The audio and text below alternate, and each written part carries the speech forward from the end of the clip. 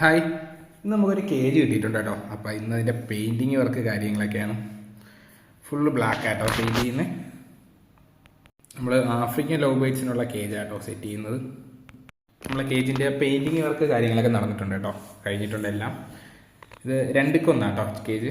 Height 2, width length എല്ലാം 1.5 അടിയാണ് കേട്ടോ ചെയ്തേക്കുന്നത്. ഇത് തന്നെയാണ് ആഫ്രിക്കൻ്റെ ബ്രീഡിങ് സൈസ്.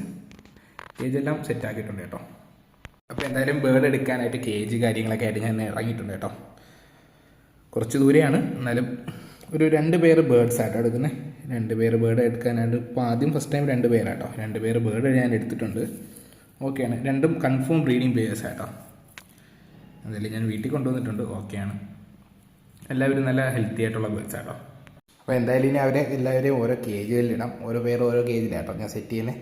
എന്തായാലും ഇപ്പോൾ ബ്രീഡിംഗ് ബോക്സ് കാര്യങ്ങളൊന്നും വെച്ചിട്ടില്ല കേട്ടോ. എല്ലാം കേജൊക്കെ സെറ്റായി ഒരു 2 ആഴ്ച കഴിഞ്ഞിട്ടാണ് ബ്രീഡിംഗ് കേജൊക്കെ വയ്ക്കുന്നത് കേട്ടോ. അപ്പോൾ ഓക്കെ, ബൈ.